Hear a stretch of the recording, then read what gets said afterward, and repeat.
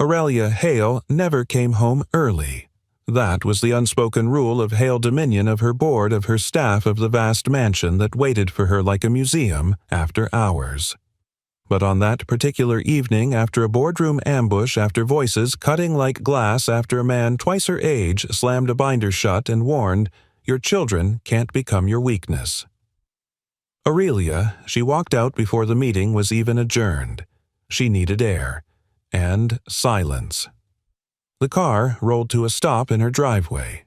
She stepped onto the stone path heels, clicking sharply 1, 2, 3 each sound, slicing through the cool stillness like a metronome reset too fast. She punched her access code. The heavy lock unlatched with a mechanical thunk, followed by the soft hiss of the climate-controlled air shifting to greet her. Inside, everything was as it always was, quiet. A quiet so thick and familiar she could feel it settling into her bones. No laughter, no feet padding across the hall, no sudden squeal of surprise from a 4-year-old. Her triplets, Emma, Daisy, and Luna, had lived in silence since birth. Profound deafness, uncertain prognosis, endless protocols, 4 years of sterile routines and carefully structured therapies. Aurelia exhaled slowly, letting the familiar stillness wrap around her the way exhaustion sometimes did. She set her leather bag down. The soft thud echoed lightly against the marble floor, bouncing once, then dissolving into the air. She closed her eyes for a moment. Just breathe, she reminded herself. But then something strange. A tremor, barely there, just enough to make the glass on a nearby shelf rattle a hair's breadth. Aurelia froze. Another tremor. Deeper this time. Like a slow heartbeat pulsing beneath the floorboards. Her eyes snapped open. This house did not vibrate. Nothing in this home was ever out of place. Every speaker was integrated, every system automated, every corner designed for quiet. But right now, someone was shaking the foundation. Aurelia's breath hitched. She followed the faint vibration as it traveled through the marble into the hardwood corridor, then down toward the wing she never allowed anyone to access unsupervised. The children's therapy room. Her heels clicked faster now, echoing off the walls. Click, click, click. Her pulse kept pace. She turned the corner. The vibration grew stronger, bass deep, and rounded the kind that traveled through rib cages and into the spine. It thrummed through the air, a low whoom, whoom, that she felt more than heard. "What in the world?" she whispered under her breath. She pressed her palm to the wooden door. It hummed. Her stomach twisted. This wasn't possible. She pushed gently, just enough for a sliver of light to escape, and the world on the other side of the door shattered her breath. Through that narrow crack, Aurelia saw a large old wooden speaker, scuffed, mismatched, absolutely not part of any approved therapeutic equipment, sitting directly on the polished oak floor. Her 3 girls, her silent, cautious, emotionally distant girls, were laughing. Not aloud, but with their faces, their bodies. Daisy spun in circles, cotton dress fluttering as she felt the vibrations under her feet. Emma bounced up and down, palms pressed flat against the floorboards, eyes wide with wonder. Luna, her shyest, ran her fingertips along the wood as if reading some secret message pulsing through it. And kneeling beside them, sleeves rolled up, head tilted gently, was a man.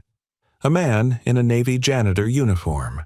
A man she had never seen in this room. A man who was supposed to be cleaning hallways, not touching her daughters. He tapped the floor with an open palm, one soft tap, then another, each movement syncing with the bass in a rhythm so steady it made the children mirror him like a flock of small birds learning how to fly. His expression wasn't reckless. It wasn't playful. It was tender. Too tender. Aurelia felt something sharp twist behind her ribs. Fear, anger, and something else she refused to name. Her hand tightened on the door frame. The wood creaked softly beneath her grip. He didn't notice her. None of them did. He was too focused on her daughters, on their tiny feet pounding the floor, on the way their bodies lit up as they followed the rhythm he guided. Emma stumbled. Before Aurelia could even inhale, he steadied her with one hand, guiding her back into motion with the other.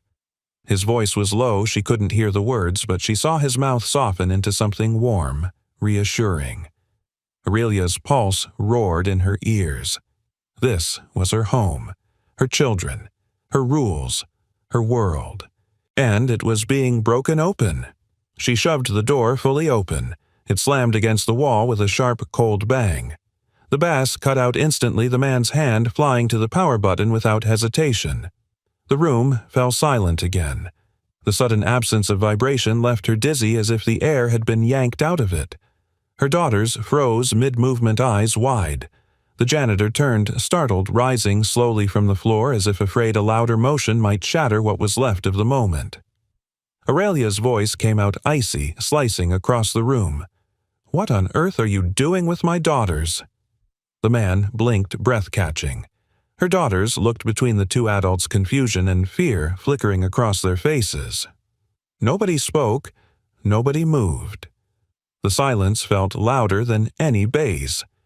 A single, trembling second stretched thin like a string pulled too tight. And then, in a quiet voice that seemed to come from somewhere deeper than the room itself, a different narrator. Older Weathered whispered into the story. She had fired 20 caregivers in 4 years. And I was just the janitor, until the day she came home early. The vibration was gone, but the tremor inside her chest remained. For a long moment after Aurelia's outburst, the room stayed frozen, her breath sharp, the janitor's shoulders tense, her daughter's wide eyes darting between them like startled birds. But as the last trace of vibration faded from the wooden floor, a heavier silence returned, one that belonged to this house long before the janitor ever did. And that silence carried her backward, not in time, but in memory, as if the floor itself whispered, "You weren't always this afraid." The scene blurred around her, dissolving into the soft hum of a different room, one flooded with hospital light. The first time she held her daughters, the NICU monitors were the only things that spoke. Tiny green lines pulsed on screens. Machines breathed on behalf of lungs too small to trust. Nurses whispered in gentle tones meant to comfort, but all Aurelia heard was the absence of crying. She had imagined that moment for years, imagined 3 newborns wailing the room filled with life. Instead, she was greeted by silence. A doctor cleared his throat gently, paper rustling in his hands. "Severe congenital hearing loss," he said. "All 3. Outcomes. Uncertain." Aurelia remembered the sound of her own heartbeat, fast, unsteady, echoing inside her like footsteps down a long, empty hallway. She remembered the man standing beside her, their father.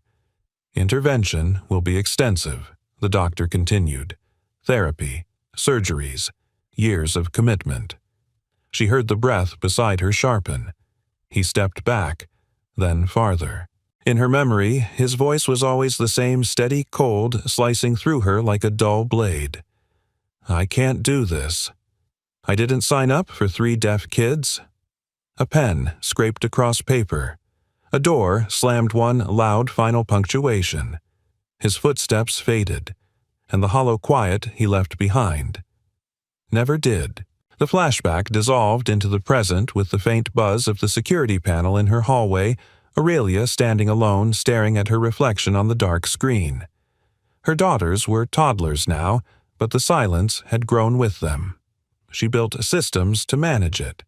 The mansion transformed over the years not into a home, but into a controlled environment, air purifiers humming softly, cameras placed in every therapy corner, protocols taped to walls like commandments. Boardroom by day, NICU memories by night. Her life stretched somewhere between power and panic. 20 caregivers had come and gone. She could still hear them. The young nanny who'd lasted 3 hours. "I'm so sorry, Ms. Hale. I just can't take this quiet. It feels like a hospital." The specialized therapist who'd lasted a week. "These girls need emotional engagement, not just procedures." The assistant she fired after discovering she'd recorded Luna's meltdown to post online.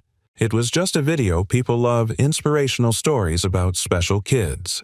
Then the one who'd stolen jewelry. The one who'd brought an unauthorized visitor. the one who'd tried to get a picture with Aurelia for clout. One by one, Aurelia removed them, each failure tightening her grip, adding another lock, another rule, another layer of polished professionalism over the trembling truth. She was terrified of losing control, terrified of failing, terrified of loving her daughters so much she couldn't breathe. She thought structure would keep them safe. Instead, it made the house feel like a private clinic, sterile, echoing, painfully orderly. When she returned home each night, the air felt still. Her daughters sat in perfect lines of light on the floor screens glowing in front of them. No sibling rivalry, no giggles, no chaos.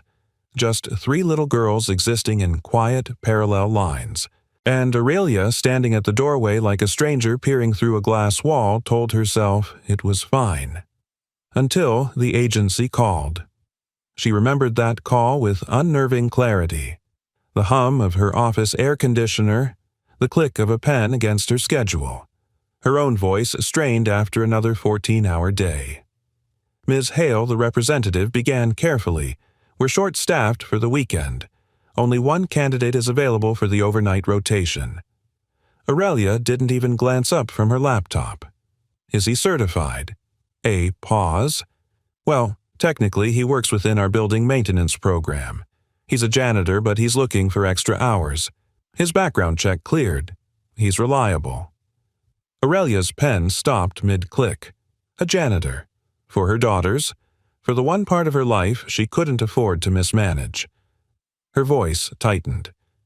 I need someone who follows instructions, not someone who improvises. He's known to follow instructions extremely well, the representative replied with a nervous laugh. Doesn't push boundaries. Quiet, respectful. Quiet, respectful. Predictable. 3 words she could work with. Fine, Aurelia said, finally. If he can follow instructions, I don't care what his title is. Send him. She had meant it, at the time, but standing there now, her daughters glowing from a joy she hadn't seen in years, their tiny hands still hovering over the wooden floor, where the vibrations had lived seconds ago, Aurelia felt something crack open inside her chest.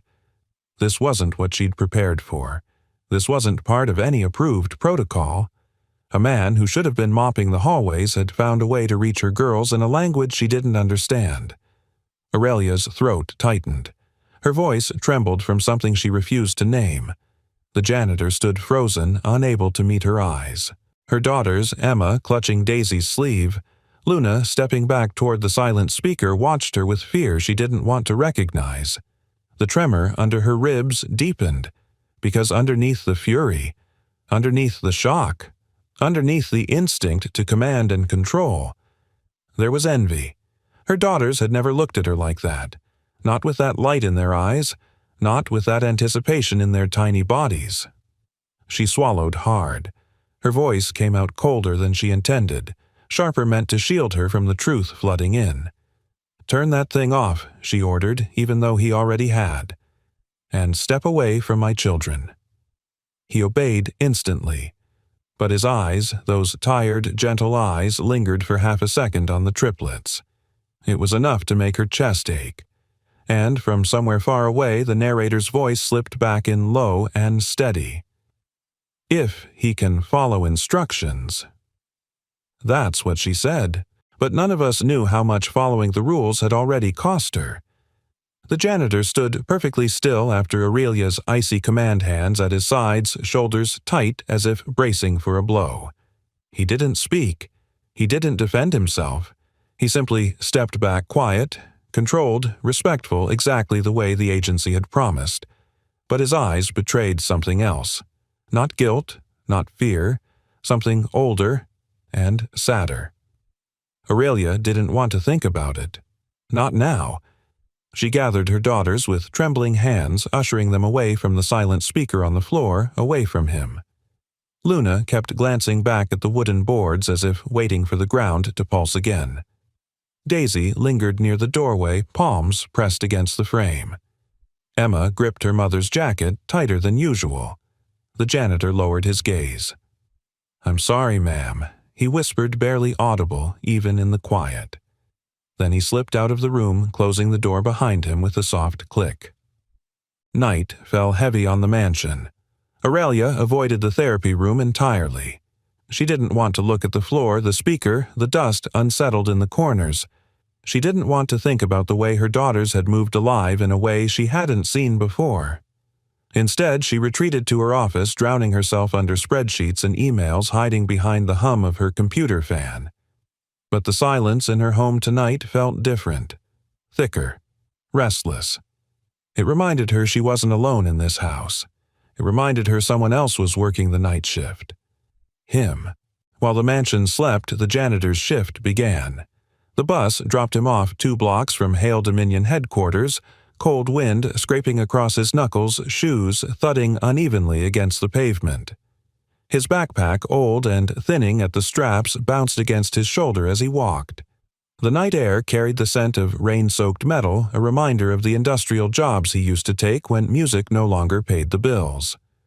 He paused under the security light before entering the side gate, letting his breath settle. Inside the hallways were dim but familiar. The faint buzz of fluorescent lights, the soft whoosh of the ventilation system, the rolling wheels of his cleaning cart echoing down the polished corridor. He liked these sounds. They kept him company. Most people saw him as a shadow passing through buildings, after hours a ghost with a mop. But once years ago, he had lived in a world full of sound. Music had been his first language. He'd worked as a bass player for a small church band, then later as a sound technician in community theaters, adjusting EQ levels, tuning mismatched speakers, coaxing warmth out of aging soundboards. He had been good at it too. Nothing glamorous, nothing that would ever make headlines, but honest work that made him feel connected alive. Then came the accident, the funeral, the debts. The little girl he loved more than anything being sent to live with her grandmother because he couldn't afford stable housing. He found work wherever he could, and when all else failed, janitorial work kept him alive. He wasn't ashamed of it, but he sometimes wished people knew he used to be more than the man who mopped their floors. When he first stepped into Aurelia's mansion 2 weeks ago, he'd expected a typical luxury home. Too many marble surfaces, too many hallways, too much space for one person to ever use. He wasn't prepared for the silence. He remembered his first night cleaning the therapy rooms.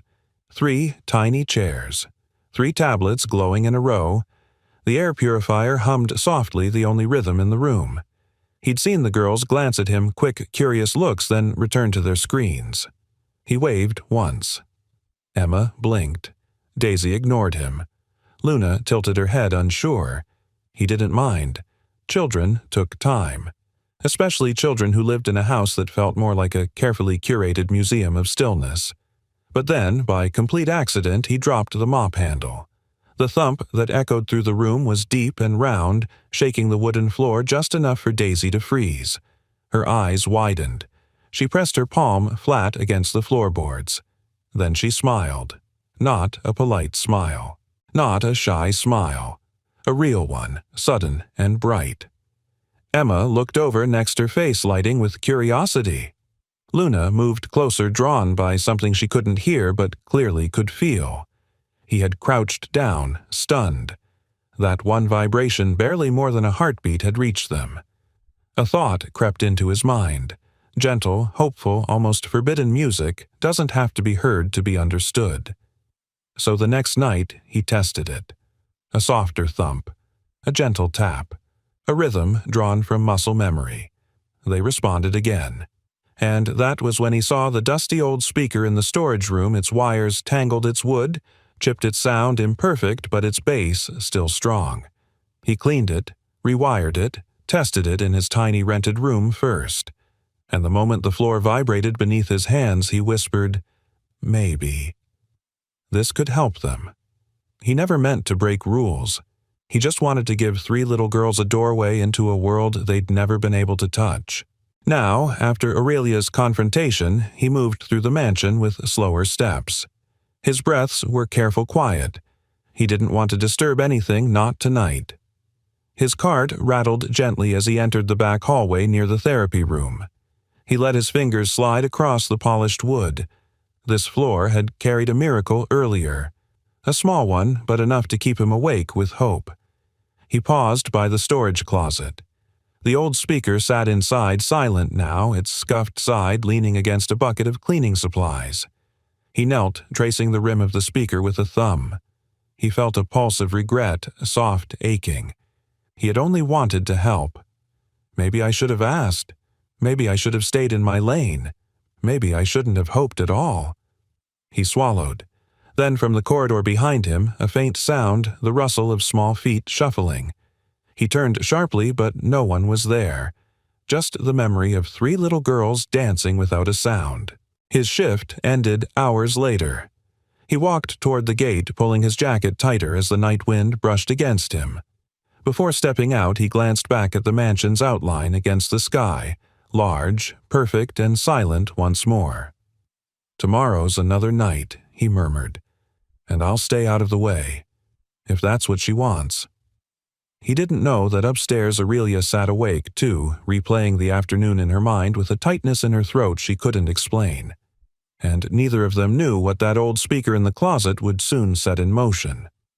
The next night the mansion felt heavier than usual, as if the silence itself were waiting to see whether he would dare try again. He shouldn't. He knew that. Aurelia's voice had been sharp enough to cut through steel, but as the janitor stepped into the hallway outside the therapy room, his fingers brushed the wooden floor. He felt the faintest memory of the girls' tiny feet tapping against it the day before their first dance, their first spark of joy. It tugged at him. He exhaled slowly, a breath that shivered with something like longing. Maybe tonight he'd just try one more thing. Not to break rules, but to understand why that moment had happened at all. He went to the storage closet. The old speaker sat where he left it, quiet, battered, but full of promise. He picked it up with gentle hands as if lifting something fragile and alive. If I keep it soft, he told himself, if I keep it controlled, maybe it won't hurt anything. Maybe it would help. Inside the therapy room, the triplets were already awake, an unusual sight this late. Daisy sat cross-legged on the rug, tapping her finger against her shin. Emma dragged a wooden toy across the floor in a slow rhythm. Luna, ever the watcher, leaned against the wall with her cheek pressed to the wood. All 3 lifted their heads when the door opened. The janitor paused on the threshold. He kept his voice low, careful. "Hey, little ones," he murmured, though he knew they couldn't hear him. Still, tone mattered. Softness mattered. He placed the speaker in the center of the room, not near the girls, not near the walls, but on a patch of open hardwood where the vibrations could spread evenly. He wiped his palms on his uniform, steadying himself. He didn't want to rush, not like last time. He plugged in the cable. A soft click filled the air. Then a quick hiss of static, a tiny sound, but enough to vibrate faintly through the floor. Daisy perked up. Emma crawled forward. Luna tilted her head, sensing the shift. "Easy," he whispered, adjusting the settings with slow, precise motions. Then, bass. Not loud, not shaking the shelves, just a slow, rolling hum. "Ma, ma, ma." Like waves brushing the hull of a quiet boat, like a heartbeat the size of the room. The floor responded. The boards gave a soft tremble that pulsed through the children's hands and toes. Daisy's eyes widened. She pressed her palms down hard, her mouth forming a perfect O of wonder. Emma let go of her toy and placed her cheek to the ground, giggling a soundless laugh. Luna approached the speaker with tiny steps, stopping just close enough for the vibrations to ripple up her legs. The janitor swallowed hard. It felt like magic, but it wasn't. It was physics. It was resonance. It was the oldest kind of music.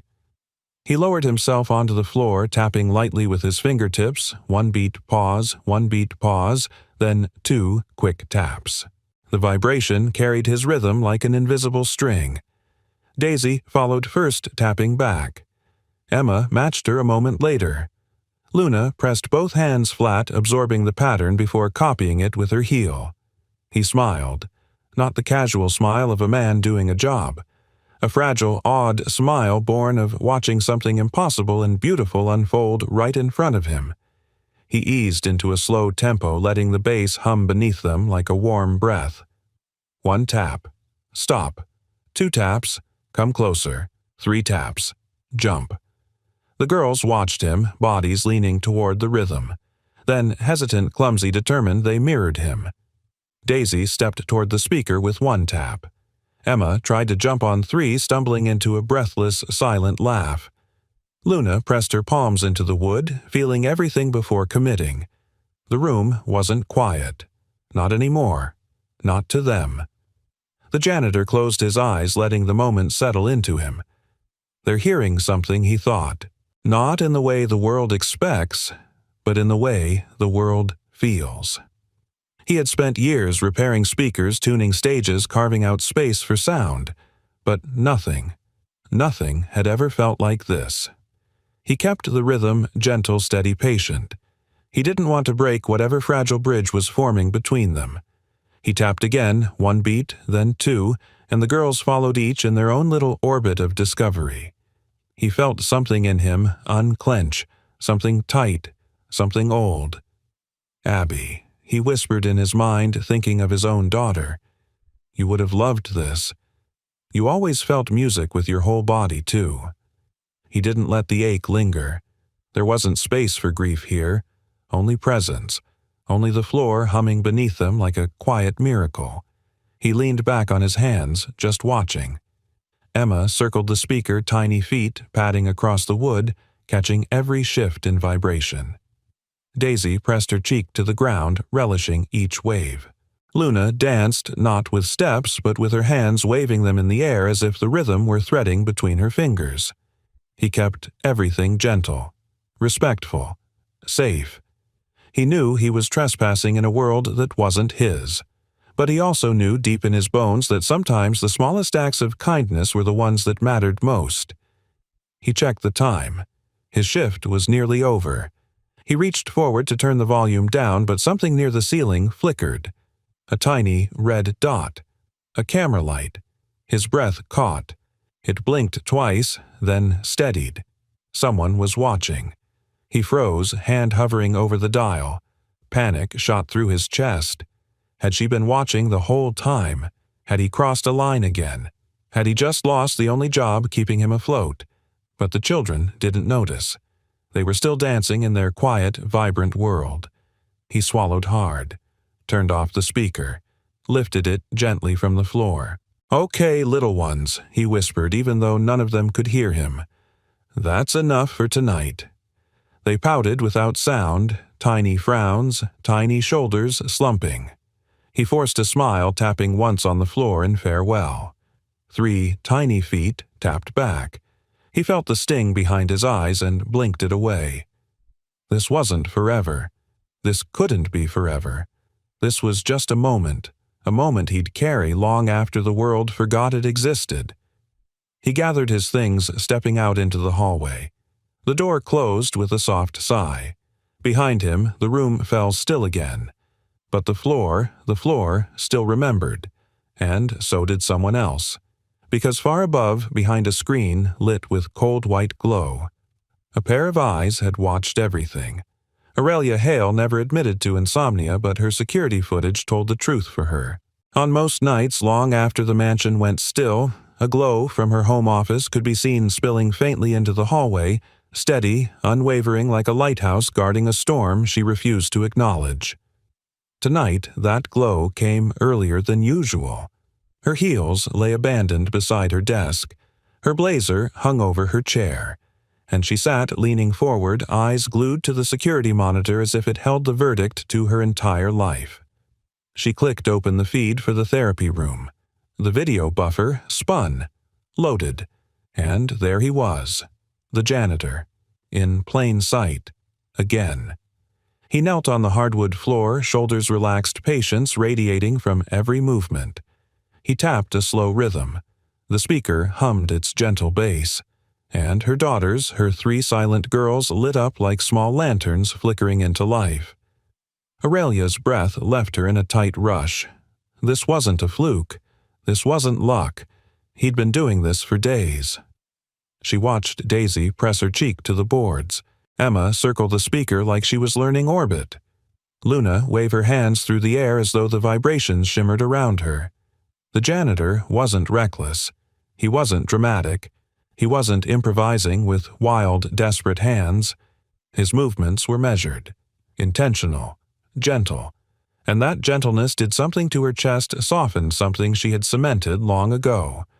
But the softness lasted only a second before fear surged in to swallow it whole. What if it's dangerous? What if it interferes with therapy? What if it sets them back? What if he breaks something inside them I can't fix? Her heart raced. Fear always sounded like footsteps in her mind, fast-pacing, relentless. She zoomed in closer. His hands were steady. His rhythm was controlled. The girls responded with a quiet, instinctive trust. Her throat tightened again. Why them? Why him? Why now? A soft knock sounded at her office door. Aurelia startled, slamming the window shut just as Dr. Marshall, her daughter's lead developmental therapist, stepped in carrying his clipboard. "Apologies for the late hour," he said, voice low and clinically calm. "It's time for the girls' monthly observation summary." Aurelia straightened. She slipped into CEO posture without thinking, spine tall, arms folded, jaw set. "Well," she asked. Dr. Marshall flipped a page. "I've reviewed their recent sessions," he began. "Muscle tone has improved significantly, especially their core balance, coordination too, and—" he hesitated. "Their affect seems brighter." Aurelia frowned. "Brighter. Define. Brighter." "They're reaching more," he said, initiating touch, seeking sensory feedback. Her pulse stumbled. Reaching. Touch. Words she'd dreamed of hearing for years. "Have there been changes to their routine I wasn't made aware of?" he asked. Her heart lurched. Before she could answer, tiny footsteps scurried past the office door. Emma and Luna chased Daisy, soundless but energetic little shadows flickering down the hall. Dr. Marshall watched with a small smile. "See, that energy wasn't there last month. Something is stimulating their sensory pathways." Aurelia swallowed hard. Not something. Someone. She dismissed him, quickly making an excuse about late meetings and needing rest. But the moment the door closed, she reopened the footage right to the moment she'd left off. The janitor leaned forward, adjusting the speaker's volume dial with careful fingers. He didn't raise it. He lowered it, protecting them. Then came the moment that struck her the hardest. Daisy stumbled during a 3-tap sequence. He reacted instantly, steadying her with an instinctive, gentle hand, not grabbing, not startling, but guiding her weight back into balance. His expression was pure concern, no hesitation, no frustration. Aurelia felt a sharp, unfamiliar burn behind her eyes. Because in his face, she saw something she hadn't dared hope for in years, a man who wasn't running. The next morning, she was still in her office coffee, untouched. The footage played again and again and again, different angles, different nights. Each viewing cut deeper. The janitor wasn't breaking rules because he wanted to play hero. He wasn't undermining her. He wasn't careless. He was paying attention. To rhythm. To their energy. To the way their bodies leaned into the vibrations like flowers leaning toward sun they couldn't hear but could feel. Aurelia pressed her fingertips to her forehead. What have I missed? What haven't I given them? What part of motherhood did I outsource because I was too afraid of breaking them myself? She didn't have answers. Only a growing ache she didn't want to face. By evening, she still hadn't confronted him. But fate, or maybe her daughters, forced the moment. In the hallway near the therapy room, she heard the soft scuff of his shoes. The janitor stood with his cleaning cart shoulders slightly hunched, not defensive, but almost apologetic. He looked like a man bracing for a verdict he expected to be guilty. Aurelia stepped forward, then stopped. Her breath caught in her chest. Because through the open door behind him, she saw Emma's small hand pressed flat to the floor, waiting for a vibration that wasn't coming. Waiting for him. Aurelia swallowed. Her voice came out flat, controlled. We're done with whatever that was, she said quietly. Until I review everything. He nodded, once small. He didn't argue. He didn't plead. But his eyes flickered with something unmistakable grief. Not for himself, for the girls. He turned away to resume his cleaning, his movements slow, deliberate. Aurelia lingered at the doorway, gripping the frame as if it anchored her. She didn't know yet that the footage she had watched obsessively for hours would soon unlock something far deeper than fear. Guilt. Truth. And the beginning of a shift she'd never seen coming. Because tonight she would keep watching. And she would finally see him. Really see him. The house was unusually quiet that afternoon. Not the clinical silence Aurelia had engineered for years, but something tighter, denser, as if the walls themselves sensed a storm rolling in. The janitor felt it long before he saw her. He stood in the therapy room kneeling beside the old speaker. He wasn't playing anything he wouldn't dare not after what she'd said last night. But the girls were restless. Their small feet tapped at the boards in impatient patterns as if begging the floor to sing again. Daisy tugged at his sleeve. Emma crawled onto his lap without warning. Luna sat cross-legged near the speaker's shadow waiting. He smiled softly, trying to distract them. A gentle tap on the floor. 2 fingers drumming out a quiet pattern. Nothing amplified, nothing strong enough to be caught by the cameras. Yet even the smallest vibration sent the girls stirring, leaning, swaying, sensing. "Easy," he whispered, brushing a curl from Emma's forehead. "We're just playing. Nothing more." But the girls weren't satisfied. Daisy stomped once her version of a demand. Luna slid her palms flat against the boards, searching. Emma tapped back at him, insistent. He hesitated. Before he could decide, a sharp click cut through the air, the sound of heels striking hardwood with surgical precision. The door swung open. Aurelia Hale stood in the frame, her presence hitting the room like a gust of cold air. Her jaw was tight, her shoulders rigid, the glint in her eyes sharp enough to slice through steel. The children froze. The janitor rose slowly to his feet, pulse thundering in his chest. The bass wasn't playing. The speaker was off. He'd been careful, but the scene, him surrounded by her daughters, all of them at the center of a ritual she didn't yet understand, was enough. Her voice landed first. Quiet, controlled, lethal. "What did I say about being near my children during unapproved hours?" He swallowed. "Ma'am." "I wasn't. You were." No emotion, no hesitation. Her heels clicked as she stepped in, scooping Luna into her arms. Emma clung to his pant leg before Aurelia pulled her away too quickly, her tiny hands trembling. Daisy backed up, eyes darting between them. The janitor's heart broke at the sight. "I wasn't playing music," he repeated softly. "I kept everything off. They were just what Aurelia snapped. Just breaking protocol. Just encouraging dependency on a method I have not vetted. Just assuming you know what's best." Her voice was rising, not loud but sharp, threaded with fear she didn't know how to name. "I didn't mean any harm," he said quietly. "They were reaching for the floor. They wanted to feel, I don't care what they wanted." She cut in the words, cracking in the air like a whip. "I am responsible for their well-being. Not you. Not some impulsive experiment." He stepped back as if struck. Her daughters felt the tension too. Daisy tugged at her mother's blouse, trying to get her attention. Emma's eyes filled with soundless tears. Luna pressed her forehead into Aurelia's shoulder, overwhelmed. Aurelia's breathing shook.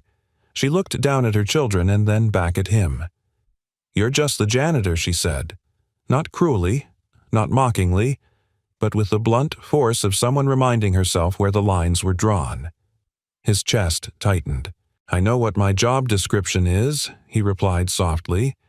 "I've never forgotten it." Her lips pressed into a hard line.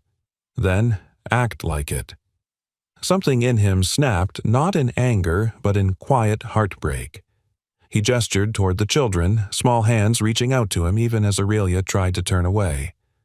"Ma'am," he said, voice trembling despite his effort to stay calm, I follow rules for a living. I've followed them my whole life, but I can't pretend they didn't connect with something last night. You saw it. I know you did." Her eyes flickered. "Aurelia," he added, using her name for the first time before he even realized he'd said it. They weren't just reacting to sound. They were reacting to feeling, to rhythm, to a connection. She stiffened. "Do not speak to me like you understand my children. I don't understand everything," he admitted. "I'm not pretending to, but I saw something change in them. You can't deny that." Aurelia's throat tightened, because she did see it, over and over on replay. "It doesn't matter," she whispered almost to herself. "It can't matter." The janitor shook his head slowly. They moved toward something for the first time. They reached. They laughed, if you can call it that. They let themselves feel something new. She blinked rapidly once-twice, fighting emotion like it was a threat.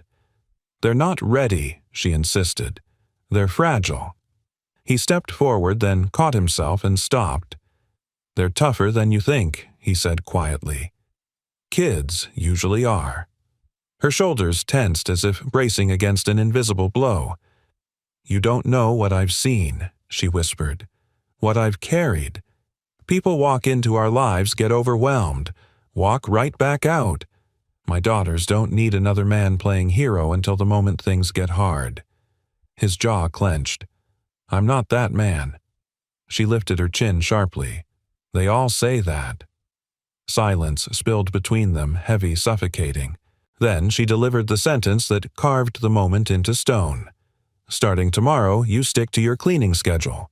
No therapy room, no contact, no floor time. You keep your distance." The janitor felt the words sink into him like cold water. He didn't argue, didn't fight, didn't plead. His voice came out barely audible. "Yes, ma'am." Aurelia turned, gathering her daughters in her arms. Their small fingers reached back toward him in silent protest. He stepped away so they wouldn't see the hurt flicker across his face.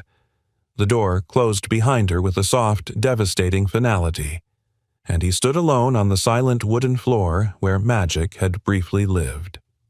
The old speaker sat in the corner, dark, powerless, abandoned again.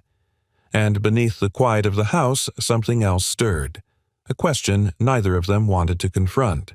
If this was the end of the experiment, why did it feel like the beginning of a much bigger storm? Aurelia Hale had always believed in control of her company, her reputation, her home, her emotions.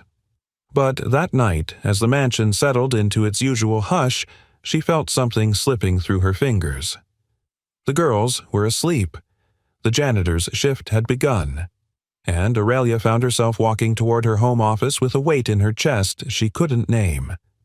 The moment she sat down, the glow from the monitors washed across her face, cold, clinical light that usually steadied her. Not tonight. Tonight, her hands trembled. She opened the saved footage folder. Her cursor hovered, and then she clicked play. The screen flickered to life. There he was on the very first night he'd crossed boundaries she hadn't realized she'd drawn so tightly. He wasn't loud. He wasn't chaotic. He wasn't careless. He moved with deliberate gentleness, checking the girls' reactions with the precision of someone who had learned to listen with more than just ears. Aurelia leaned in closer without realizing it. Daisy's face glowed with curiosity. Emma crawled toward him with unsteady determination.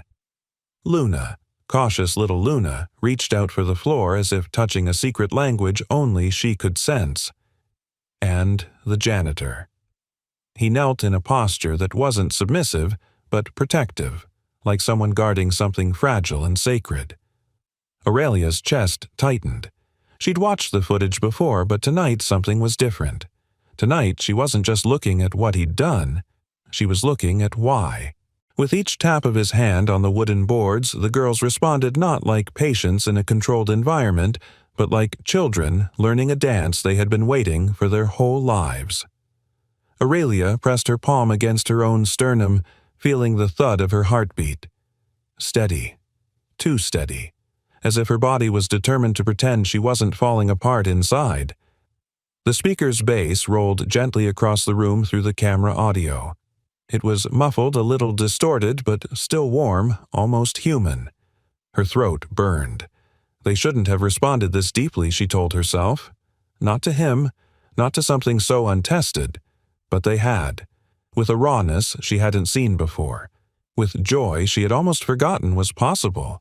Why them? Why music? Why now? She whispered into the empty room. A question she needed answered yet was terrified to confront. She scrubbed forward in the footage. Suddenly, something new. The girls weren't the only ones being vulnerable. There was a night 3 days earlier when the janitor had lingered long after the girls had fallen asleep. He sat alone on the therapy room floor back against the wall, hands dangling loosely between his knees. The room was dim lit only by the soft glow of a lamp in the corner. And then she heard it. His voice, quiet, cracked around the edges, came through the camera's microphone. "Abby." "I'm sorry," he murmured, barely audible. "I couldn't send as much money this month. Things are tight. I'm trying." Her breath hitched. He kept talking as if speaking to someone miles away or years gone. "I think I found something good here," he whispered. "Something real. Those 3 little girls. They feel things through the floor, like you used to, like music moves through them instead of around them." His voice wavered. "I don't want to mess it up this time." Aurelia's throat closed around something sharp. She pressed a shaking hand over her mouth. He has a child. Not just a child, someone he felt he'd failed. A quiet apology drifted out of the speakers. "I'm doing my best, sweetheart. I swear I am." Her heart twisted violently. She had assumed he knew nothing about caregiving, nothing about heartbreak, nothing about fear. But he did.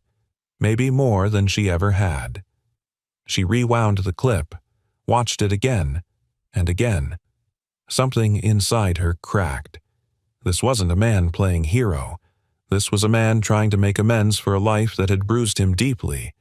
The realization landed like a weight on her chest. Maybe I was wrong about him.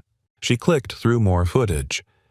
There were nights he finished cleaning early just to sit quietly near the girls, never touching them, never crossing lines, simply watching them breathe.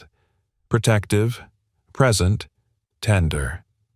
Then, nights when he practiced rhythms alone, tapping them on his thigh the same way he later tapped them on the floor.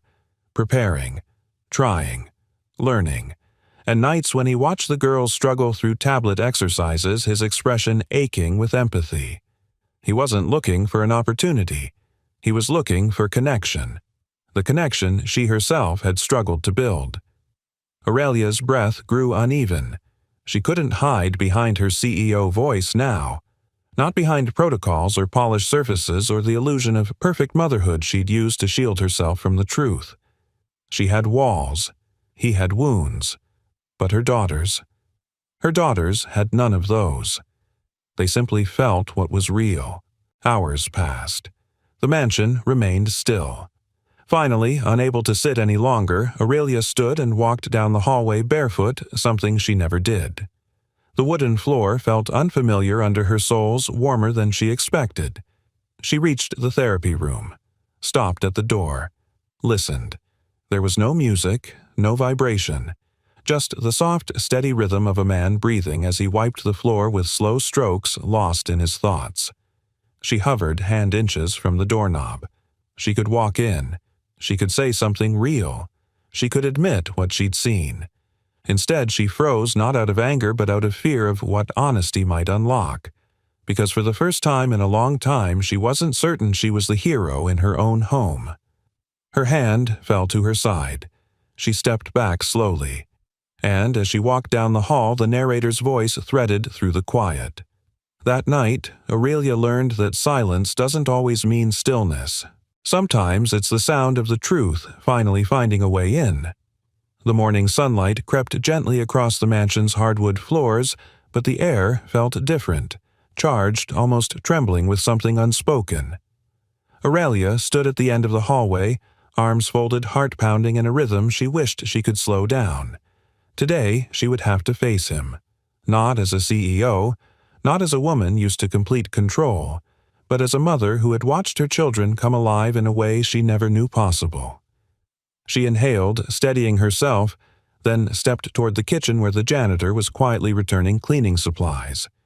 He didn't see her approach not until she spoke. "Wait." The word came out softer than she intended. The janitor froze, turned. His eyes lowered instinctively as if preparing for another reprimand, but she didn't sound like a woman ready to fire him. She sounded hesitant. "We need to talk," Aurelia said. He nodded, slowly, bracing himself. "Of course, ma'am." She swallowed. Her palms felt strangely warm. I reviewed the footage. His shoulders tensed. I saw everything she continued. The girls, the method, your involvement. He exhaled sharply through his nose, half shame, half dread. "If you want me gone," he murmured, "just say it. I'll finish the week. I don't want to make things harder." "No." She cut him off quickly, surprising them both. "I'm not firing you." He blinked. She cleared her throat. "I don't fully understand what happened in that room, but I saw real improvement in my daughters, and I saw—" Her voice faltered. "I saw that you care about them." He said nothing, not because he disagreed, but because he didn't trust his voice. Aurelia continued quietly. "I want to revisit what you were doing, but safely, within boundaries." He straightened, not defensive, not prideful, just attentive. "What does that mean exactly?" "It means," she said, "breath unsteady. You can continue your vibration method, but I'll supervise, and I'll bring in a specialist to analyze the results." For the first time, a flicker of hope moved across his face. "You're giving me another chance." "I'm giving them another chance," she corrected gently. But her voice shook in a way that suggested the chance belonged to both of them. That afternoon, the therapy room buzzed with a quiet anticipation. The hardwood floor seemed to hold its breath as Aurelia stepped inside barefoot. The janitor lifted his eyes in surprise. She looked down at her heels, held in one hand. "You said vibration works best with direct contact." She hesitated. "So, I should feel it too." "Right." His voice softened. "Yes, ma'am." Their eyes met, brief, hesitant, meaningful. Then he set the speaker in the center of the room, plugged it in, checked the dial twice. His movements were steady, respectful, almost reverent. The girls were already buzzing with excitement, tiny feet shifting hands, tapping their thighs, anticipation glowing in their faces. Daisy stood closest to the floor. Emma clung to her mother's calf for balance. Luna hovered at the edge waiting for the first pulse. The janitor knelt, cables in hand. "Okay," he whispered to himself. "Nice and slow." He turned on the speaker. A faint hum filled the air, soft warm like a quiet breath beneath the floorboards. The vibration rolled gently across the wood. Daisy gasped without sound. Emma slid off Aurelia's leg and pressed both palms flat to the floor. Luna's eyes widened, bright, shimmering, alive. Aurelia lowered herself gingerly to the floor opposite the janitor. The warmth traveled through her palms up her arms, settling in her chest. She froze. She wasn't expecting it to feel like this. Not like noise, not like disruption, like a heartbeat. "Is this what they feel?" she whispered. The janitor nodded, tapping a gentle rhythm on the boards. "Yes, their bodies interpret vibration before anything else. For them, this is music." Aurelia exhaled, breath trembling. "I've never felt anything like it." The girls responded instantly as he shifted rhythms. A soft tap summoned Daisy closer. 2 quick taps made Emma twirl clumsily. 3 taps sent Luna running into Aurelia's lap with surprising confidence. Aurelia laughed softly, an unfamiliar sound in this room. Emotion crept up her throat, warm and heavy. The janitor watched her quietly, his eyes softening. "They trust you," he said. She looked down at her daughter's 3 small faces glowing with joy and whispered, "I didn't think they even knew how." "They do," he replied. They always did. They just needed a language they could feel. Aurelia swallowed. She wasn't sure if she wanted to cry or smile. "Can you show me how to do it?" she asked. His breath stilled. "You want to try?" "Yes," she said. "If my children can feel this, then I need to know what it's like. Teach me." He hid the shake in his hands as he shifted close enough that their knees brushed. He guided her fingers gently to the floor. "Don't force it," he murmured. "Just tap. Slow. Even." She followed his cue. Her first tap was too soft. Her second, too sharp. Her third, almost right. Then the vibration met her skin, rolled through her bones, blended with the steady bass humming from the speaker. The girls reacted instantly as if hearing their mother for the first time in years. Daisy crawled into her lap. Emma hugged her waist.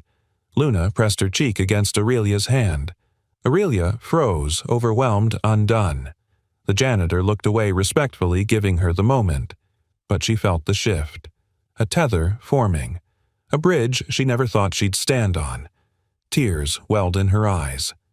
"I didn't know it could be like this," she whispered. His reply was gentle. "Neither did they. Not until you sat here with them." For the first time in years, the therapy room didn't feel cold or clinical. It felt like a small, fragile piece of home. Before the session ended, Aurelia's phone buzzed.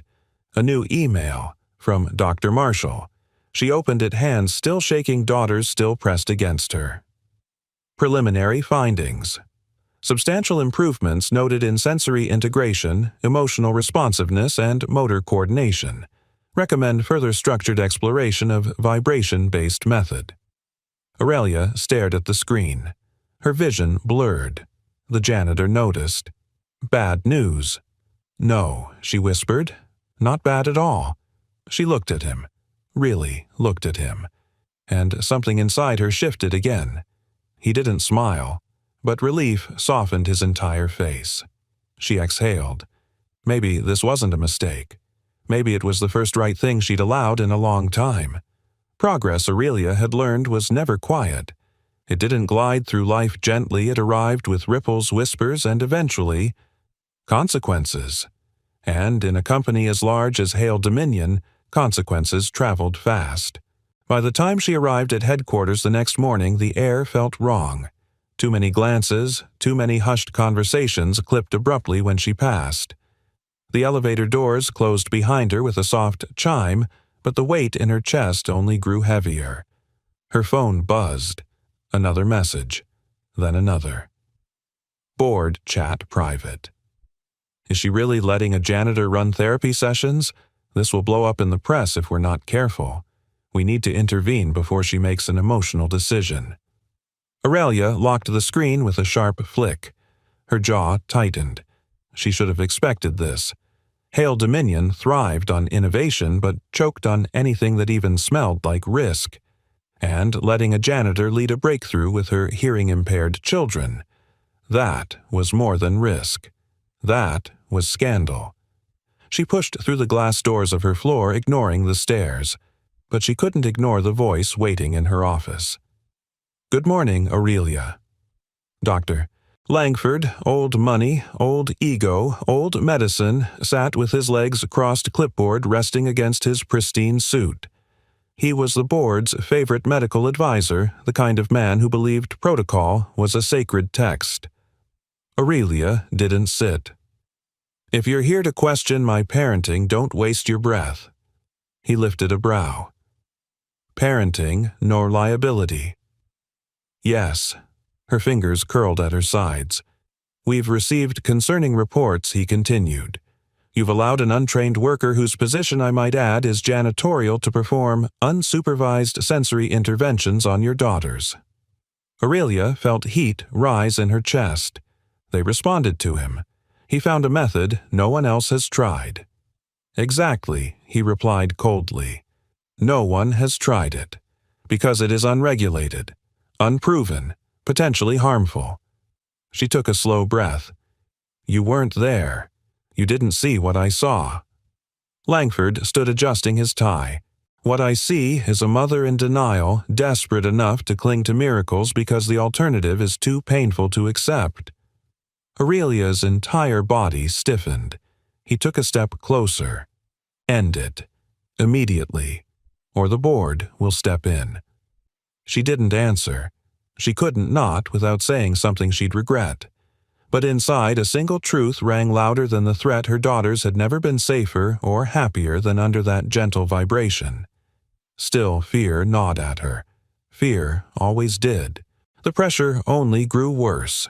Rumors bloomed like wildfire through the corporation executives whispering about reckless behavior assistants forwarding screenshots, her PR team subtly probing for statements.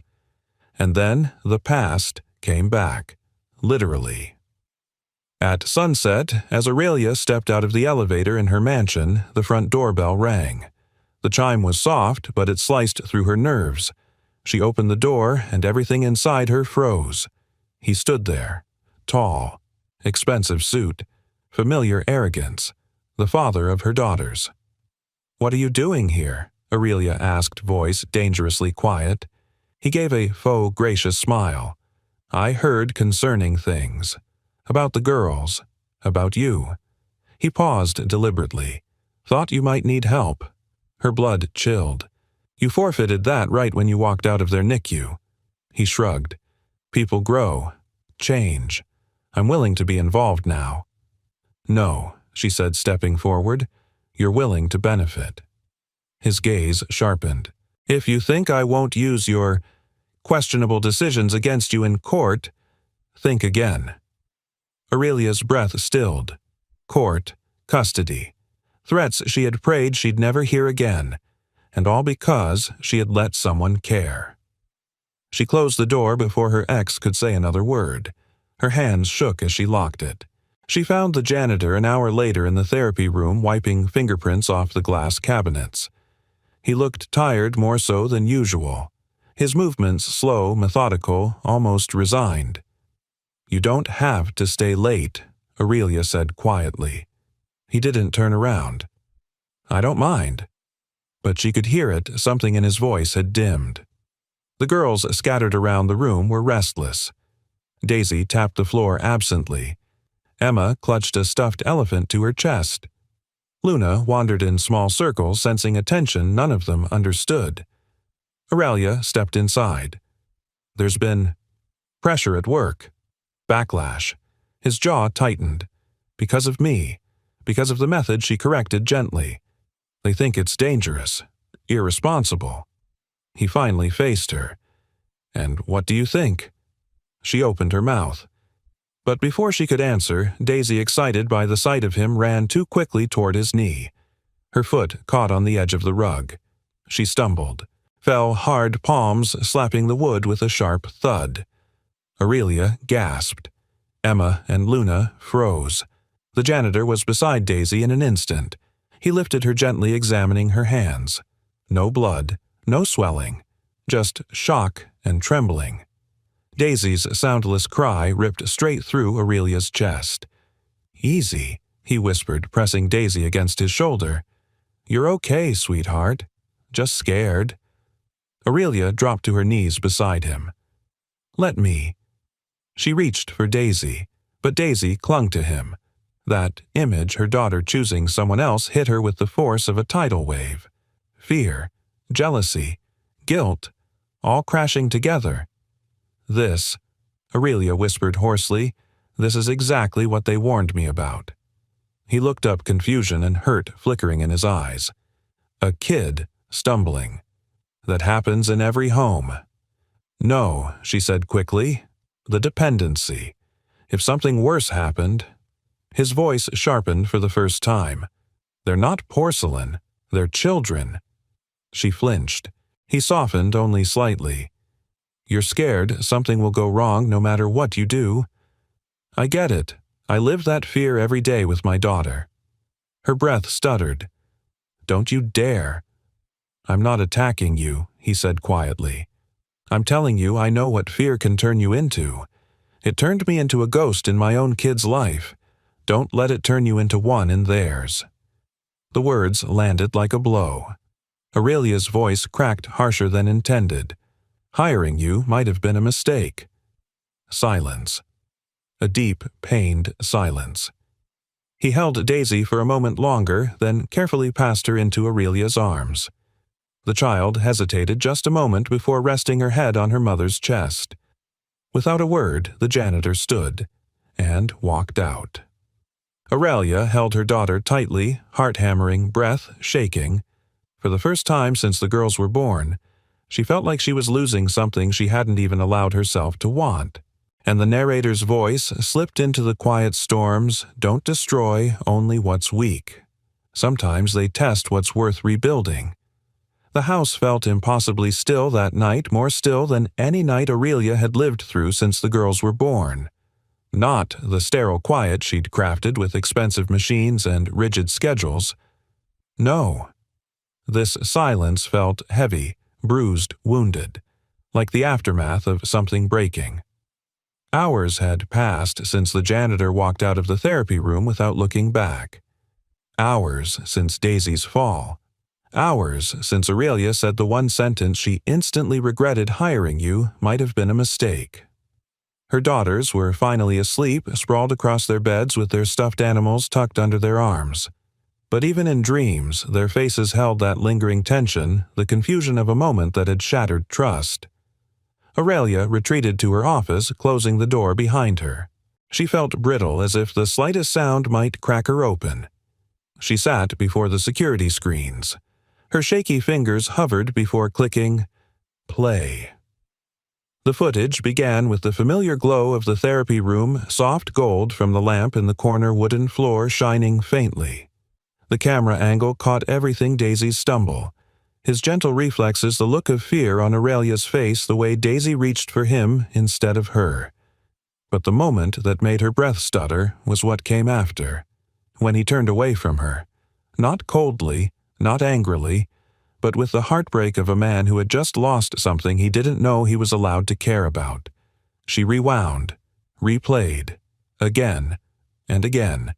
Not because she doubted what happened, but because she wanted to understand it, wanted to know where she had gone wrong. She leaned closer to the screen. His hands shook when he passed Daisy to her. She hadn't seen that before. His voice cracked when he said, "Don't let fear turn you into a ghost." She hadn't heard the pain behind his words. And when he walked out, his shoulders sagged, not like a man avoiding confrontation, but like someone carrying the weight of every mistake he'd ever made. Aurelia pressed a trembling hand to her forehead. All this time, she whispered, "I thought I was protecting them." But what if she had been protecting herself instead? Protecting herself from the terror of losing her daughters, from the memory of a man who abandoned them, from the idea that someone else, someone imperfect, someone unexpected might actually reach them in ways she couldn't. Her eyes burned. She switched to the earlier recordings, the ones she had watched the night before, and fast-forwarded until she found it. The janitor alone, sitting on the floor, head bowed, hands clasped, talking softly to his daughter, his Abby. "Broke my heart missing your last recital," he whispered in a voice soaked in regret. "I'm trying, sweetheart. I'm really trying. I just want to be someone worth staying for." Aurelia closed her eyes. The room felt unbearably small. He wasn't the threat. He was the only one who understood what it meant to fail a child and fight like hell to do better. She stood abruptly. She couldn't avoid this anymore. Running was what her ex did. Avoidance was what fear demanded. Tonight, she would choose something else. She found him outside in the cold, wiping down the exterior windows, even though his cleaning shift ended an hour ago. The light from the porch cast shadows across his face, making the exhaustion even more visible. He froze when he saw her. "I'll finish up and head out," he said quietly. "Didn't want to leave things undone." "Stop." Her voice cracked. He lowered the cloth, waiting. Aurelia swallowed hard. "I shouldn't have said what I said earlier. I was scared and angry, and I took it out on the wrong person." He stared at the ground. "Your daughters are your world. I get why you reacted." "No," she whispered. You don't. Not completely. His eyes rose slowly to meet hers. She continued, I've been living in fear since the day they were born. Fear of losing them, fear of failing them, fear of trusting anyone with them, and fear of her voice trembled, feeling anything I can't control. The wind brushed past them carrying the faint smell of winter. Aurelia breathed out. You didn't make a mistake in that room. I did, because instead of seeing what you were doing for them, I saw everything I was afraid of. His throat bobbed as he swallowed. I never wanted to overstep. You helped them, she cut in. You helped them in a way no one else has. He didn't speak, didn't move. She took a few steps closer. I want to show you something, Aurelia said softly. She led him back inside, into the therapy room. The wooden floor reflected the faint moonlight. She reached behind a cabinet and pulled out the speaker. Ma'am, Aurelia, she corrected gently. He hesitated. Aurelia. What are you doing? She placed the speaker in its usual spot. Then she sat on the floor, barefoot. Her breath shook. I want to do this right, she said, with supervision, with science, with intention, and with you. His chest rose sharply with a breath he didn't realize he was holding. She cleared her throat. If you're willing, I want to continue the vibration method. He blinked, stunned. You do not, because I'm desperate, she said softly, but because I finally understand what my daughters have been trying to show me. She touched the floor lightly with her fingertips. They feel the world through vibration, through connection, through the parts of us that aren't afraid. The janitor knelt opposite her. Their knees almost touched. And for the first time since they met, there was no tension, no protocol, no fear. Only two people who had been broken in different ways finally meeting in the same quiet room where three small girls learned to dance without sound. He reached for the volume dial, adjusting it with a reverence that made her chest tighten. The floor hummed soft, warm, familiar. The vibration rolled up her arms, into her chest, into her heart. Her eyes filled, not with fear, with relief. Then before she could speak, the girls woken by the vibration peeked into the room. Daisy toddled in first. Emma clutched her stuffed elephant. Luna padded in sleepy but drawn to the rhythm. Aurelia held out her arms. All three ran to her, not stumbling, not confused, but following the vibration like a beacon.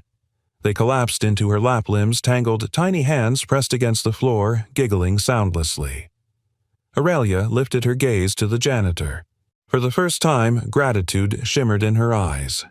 The narrator's voice whispered through the quiet hope rarely speaks in words. Most times, it's a vibration. The first sound every morning used to be the low, steady hum of the air purifier. Now it was different. Now it was the soft thump, thump, thump of three sets of tiny feet racing down the hardwood hallway, followed by the gentle of bass rolling through the floor like a distant storm that never broke. The mansion hadn't gotten louder in the way most people meant. There were still no squeals, no shouted arguments, no shrieks of laughter. But there were sounds. New ones. The rushed breathing of three little girls trying not to miss their favorite part of floor time. The soft pad of Aurelia's bare feet as she stepped out of her heels at the threshold. The quiet click of the old wooden speaker coming to life in the center of the therapy room. That room did not feel like a clinic anymore. It felt like a small sacred stage. Months had passed since the night everything broke, and then began to heal. In that time, the vibration method had moved from reckless experiment to pilot program under strict medical review. Dr. Marshall visited twice a week now, not to shut it down, but to observe, with a growing smile he didn't bother hiding anymore. He watched the triplets respond more quickly to cues, watched them seek each other out, watched their little bodies grow braver with every session. Their coordination, he'd said one morning setting his clipboard aside, is better than we projected for another year or two. Whatever this is, it's working. Aurelia hadn't answered out loud, but her heart had. Of course it's working. It's not just therapy. It's belonging. The floor hummed now beneath them as the girls practiced a simple sequence: 2 steps forward, 1 turn, run back to mom. Daisy led the charge feet, drumming out a happy rhythm. Emma wobbled but corrected herself, using the vibration like rails to hold on to.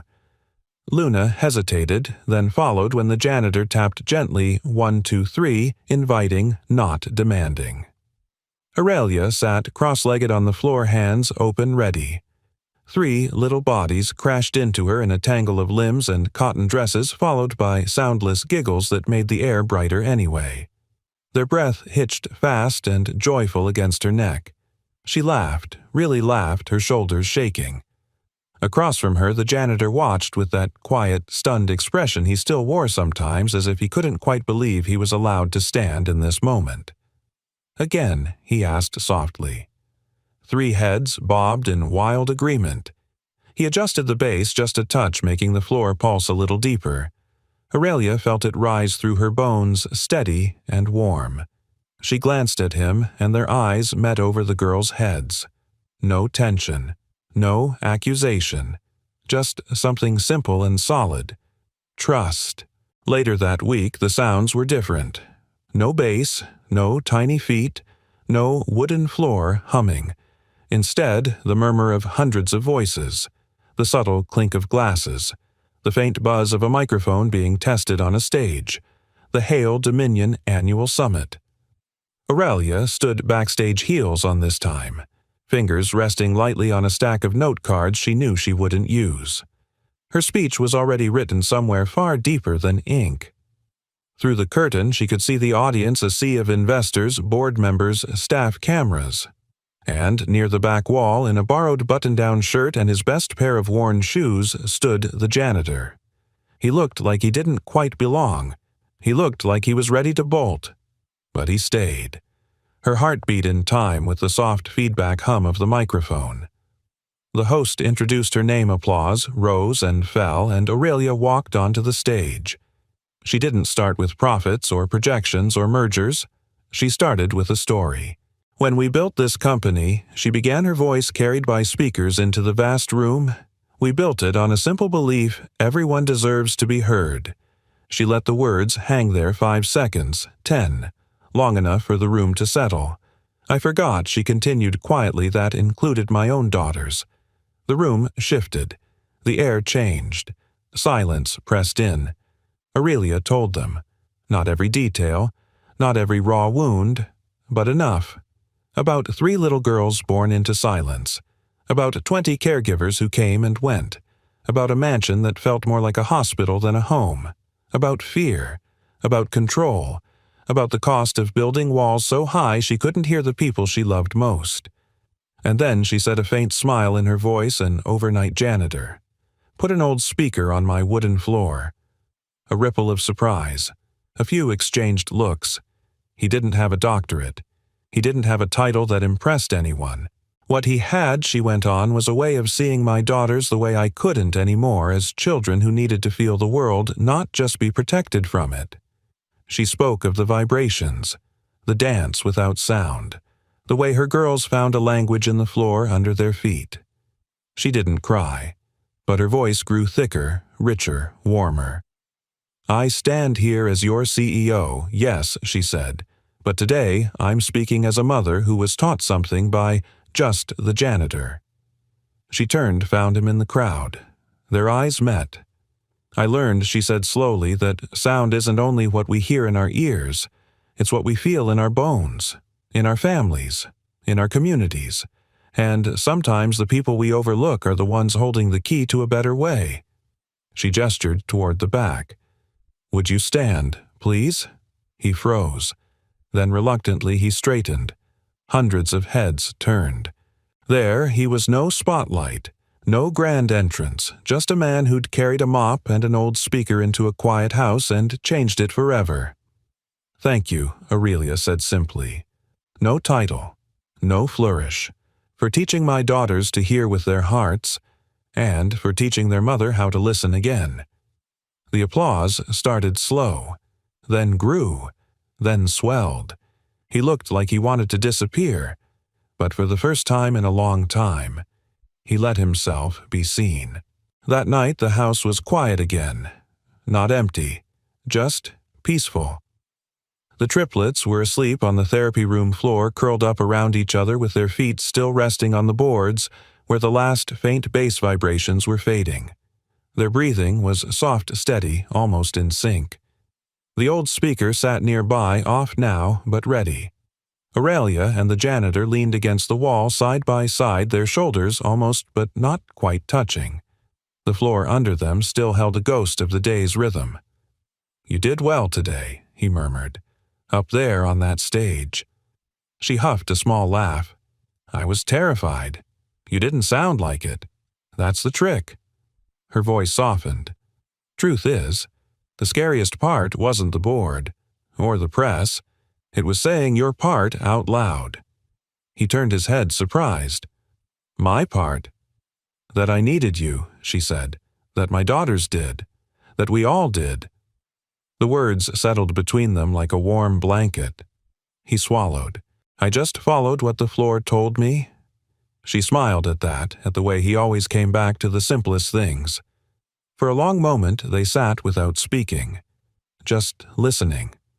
To the faint creak of settling wood, to the slow rhythm of 3 small hearts sleeping nearby, to the shared quiet between 2 people who had almost missed each other completely. Finally, Aurelia let out a breath she hadn't realized she'd been holding. "Stay," she said softly. "Just a little longer." He didn't move, didn't answer with words. He simply let his shoulder rest fully against hers. The narrator's voice slid gently into the darkness. The triplets never heard the world the way most people do, but they heard the vibration of a mother choosing courage over fear, and a janitor who refused to stand outside the door of their lives. Thanks to an old speaker, a wooden floor, and 3 little girls who danced before they understood why they found a music that belonged only to them. And once you've felt that kind of music, silence is never empty again. The bass was gone, the house was still, but somewhere deep in the floorboards the echo of their shared rhythm remained soft, steady enough. More than just the janitor, more than just the billionaire. A family learning to listen, too. Before we close tonight's story, I want to leave you with this. Sometimes healing doesn't arrive with fanfare. Sometimes it's not loud or perfect or planned. Sometimes it's just a small vibration on a wooden floor, or a quiet moment when someone finally chooses courage over fear. This story reminds us that every family has its own language, and sometimes we find that language in the most unexpected places, through people the world tends to overlook, or in parts of ourselves we thought were long gone. If you've ever lived through a moment like this, if you've seen kindness appear where you didn't expect it, or witnessed a child learn to connect with the world in a new way, I invite you to share your story in the comments below. Your voice might be exactly what someone else needs tonight. Before you go, tell me where you're watching from. I love seeing our community come together from all over the world. And if this story touched your heart, please consider subscribing to the channel so you won't miss the next journey, the next lesson, the next moment that reminds us we're all connected in ways we can feel, even when we can't always hear it. Thank you truly for spending your time with me today. Your presence here means more than you know. Until we meet again, take care of yourself and keep listening with your heart.